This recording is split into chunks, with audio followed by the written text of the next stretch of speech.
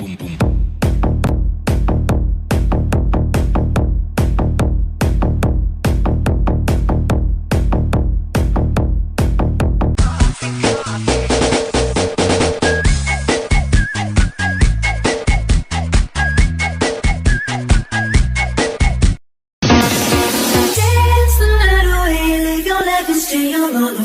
What the fuck they do? What is on?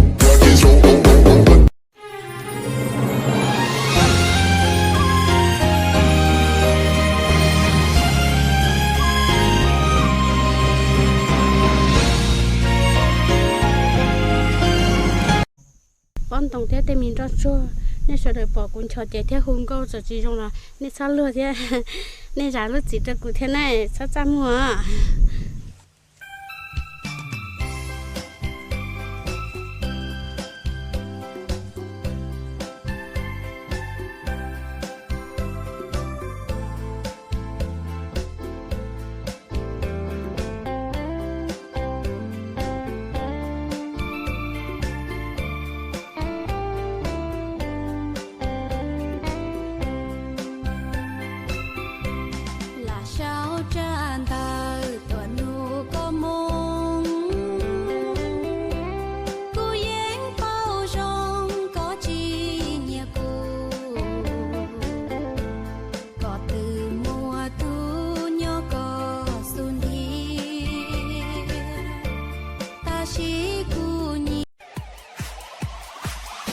con gái thực sinh.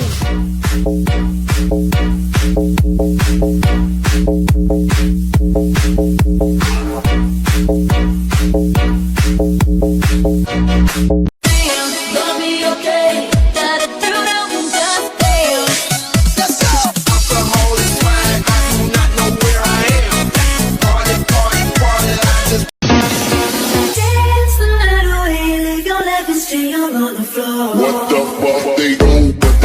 What is on? chỉ linh tu nông cụ hải bây giờ tính muôn dài yo tiền lú yo tiền nhẹ xóa tung kê dâu cụ đỡ hú toàn do cơ thải mi linh thải chỉ trong cơ chín chỉ lú là tính chân do cơ youtube.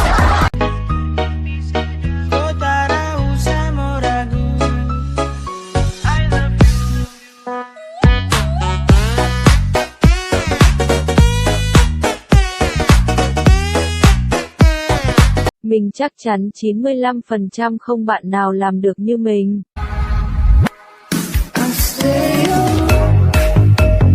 Mình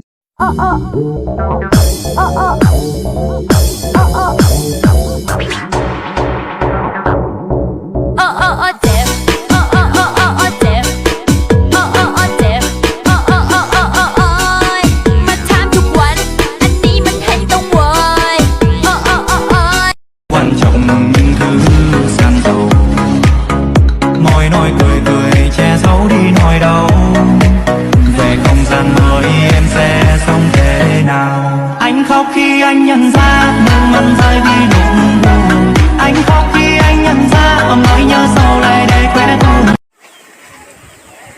Anh ơi, lớn rồi, thích là phải yêu, yêu là phải cưới.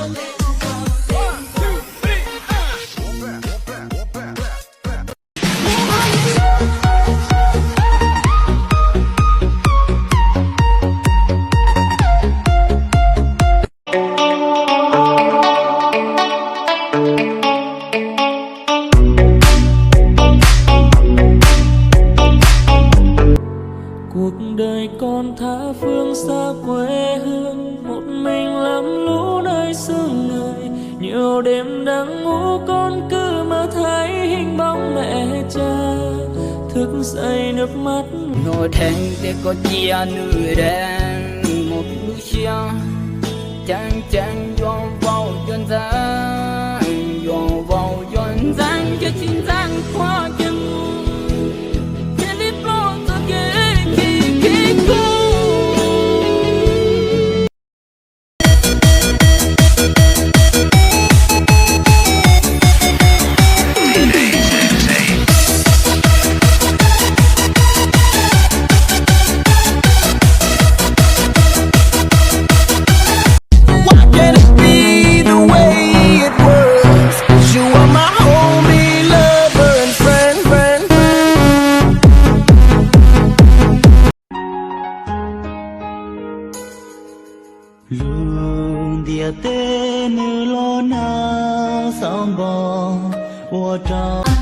Cú yo menก็มองเสียงชงซอยใจยองเคยจอนใส่เชียงก็มองอาเลียออผาเนงเก่าเป็นยานุเฉาสัตตาลีเนทอดรูเปเตอสีเล่งตุ๊กใส่เkia cù lò mù ở co tụt lưu.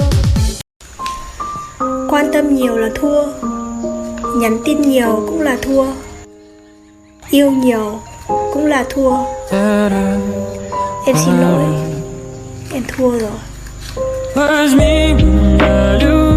Để nâng gầu y bỏ lại mà chống thiên thiên thì cho bỏ lại lìa trù trù tới nhỏ viên cha có uốn niên đi thiên tua thả lùa tên gì chua chua lưu li.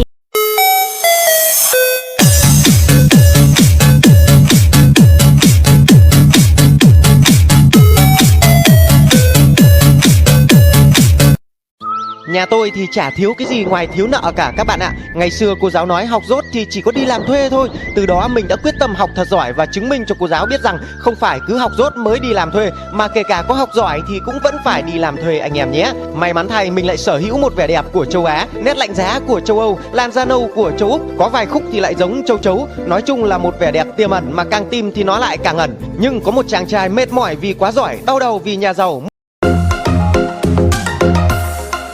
Con đây xin giới thiệu, con tên Ma Văn Thiêu. Con đây không uống rượu và không ấy làm điều. Nhà con ở Tít Lai Châu, bố con đi xe xịn lắm. Giờ trường con thích đèn vâu, thế nên con nghe nhạc vàng.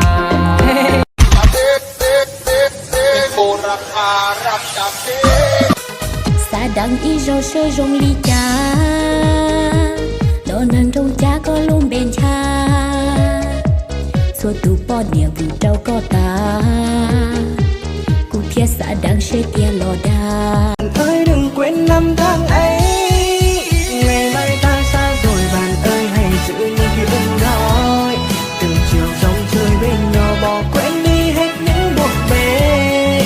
Cánh phương nồng lặng rơi, ánh nắng chiều qua từng con đường, dòng mưa bút này.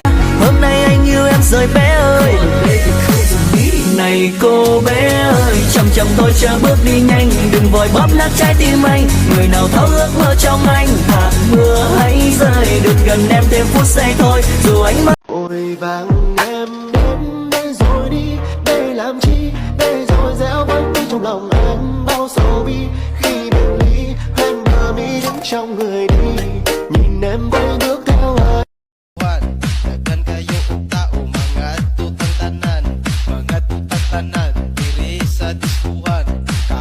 ng banayag maghataw ng tanan.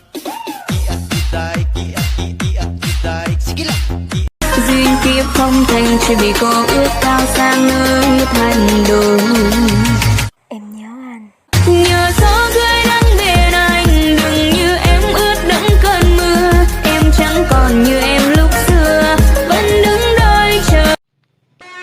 Thôi thì em hãy về nơi gắn hoa lụa là, nơi cho em tắm thân tay ngọc ngà, ở nơi chốn quê phòng cầu mong em không. Why can't it be the way it was? You are my homie, lover and friend.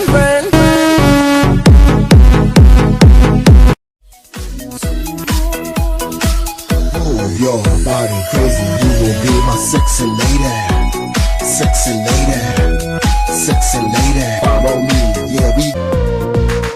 Yêu cầu cô lú có ý lưng tao đi cha, cô tư tới xa thiết cô mua trái say, nữ lô cô cha, nữ nhà cô cha, để cô bay, thọ chia cô say, tụi cô năng thọ. Có chào say xứ yêu ta li tư, có thể li tàu phì cũng nói chuyện câu xứ này mê lăng nụ.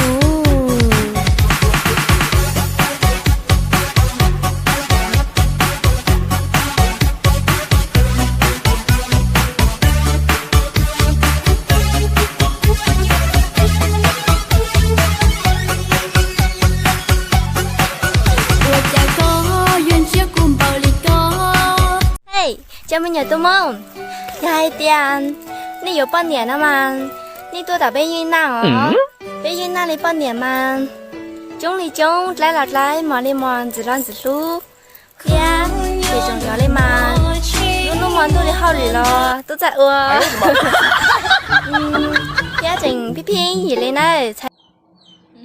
Có nhiều bạn hỏi là em ở đâu thì em xin trả lời là em ở Đắk Nông nhá. Ở Đắk Nông thì gặp em. Chẳng gió thôi mò cụ lưu có ế, cụ nè có tê mò có dù bùa bề cứ chê. Quá trời lúc lá mai yuan chê. Thế bố có bán con gái không anh mua? Ai, bực cả mình để khổ, nghe nha. Bố em cho không đấy, không lấy tiền đâu.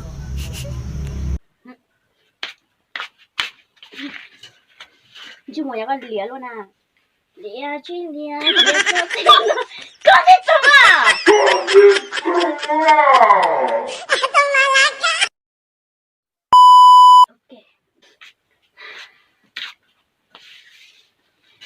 Chả con lía luôn à? Yêu lìa chi lìa cho tí nó lời chê. Yêu lìa ba tê. Ôi trời ơi. Này bạn ơi, sao bạn cứ mang khẩu trang mãi thế? À, hiện tại đang có dịch nên mình xin phép đeo khẩu trang để phục vụ ạ. Làm gì có, xấu gái chứ gì. Cởi ra xem nào.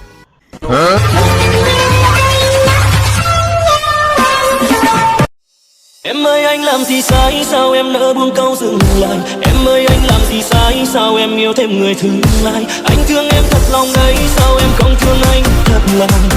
Tình cảm đó em coi là số công. Nếu anh đã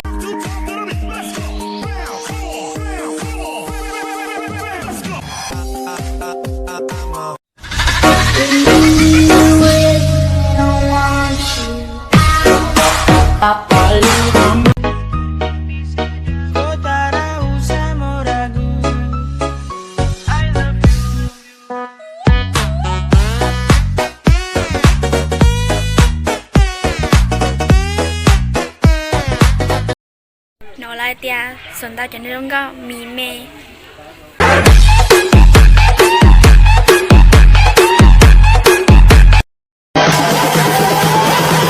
Em biết là mình hơi nhát, nhưng khi yêu anh thì 7 phát một đêm. Đây là Facebook mình nè, mà trước khi xem video này hay cho mình một tim và một follow, một sao chép liên kết ạ. Hứa trả đủ mà nói từ nãy giờ chưa.